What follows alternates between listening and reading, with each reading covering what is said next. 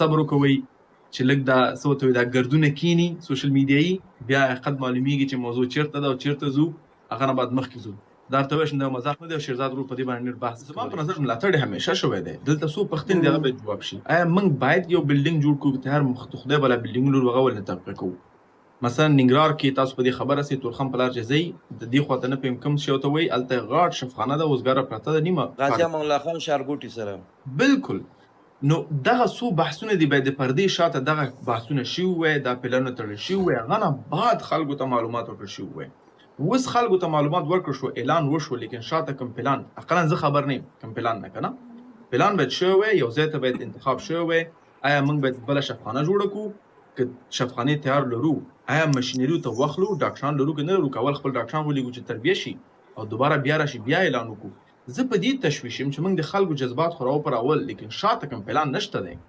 نشته بالکل اول باید پلان جوړ شي بیا خلکو ته وایي چې خلکو هغه نوروز صاحب خبره دا ډېر غټ پروجیکټ دا ډېرې پیسې غواړي دا داسې نه ده چې بس ډېرې پیسې غواړي کانسر هسپتال جوړو نور نه ډاکټران لرو نه ځمکه لرو دا خو داسې نه چې بس څلور دیواله تاو کا زه خو دا وایم نوروز صاحب که نه دا خو ډېر لکه غټه دغه د الله دې وکړي چې دا جوړ شي دا خو موږ دپاره ډېر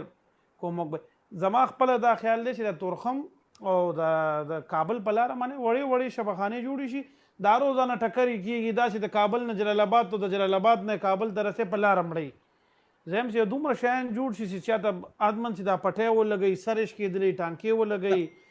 چې دغه شیان وشي نو دغه هم غټه خبره ده کینسر خو هغه ډېر غټ تاسو خبره ډېر غټ پلان غواړي پیسې غواړي زه 100% په دې کې راضي یم چې کینسر شفخانه باید جوړه شي زما فقط تقاضا سره موږ زه او جاوید ابراهیمي او عبید الله حسام په دې کې لګیا یو پردې شاته نه زه وایم چې یو څه شی کانکریټ موږ جوړ کړو پوه شو چې پلان څه دی څه شی کوو څنګه مخکې ځو بیا هغه نه بعد خلکو ته ووایو باید یو ویب سایټ جوړ شي چې هغه انفارمیشن سنټر وي چې هغه ټول معلومات هر قدم څونه پیسې راغلي چیرته مصرف شوې په کوم ځای کې یو دوامدار عکسونه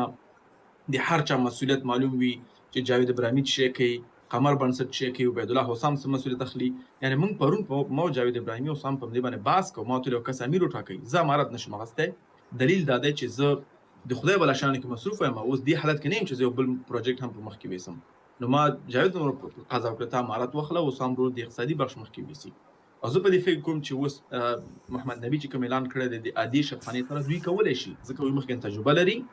او کولی شي خو فقط تقاضا مې دا ده چې یو پلان دی واضح وي هغه نه بعد خلکو سره شریک کړي چې خلک هم سپورټ کړي او مخکې لاړ شي خدای ناسته دا کار به نیمه کې پاتې شي بیا به بل ټیم راشي هغوی به ښه پلان لري خلک باور پرې نه کوي او هر کار نیمه کې پاتې شي بیا به هم څوک سپورټ کوي نو زما فقط تشویش دا دی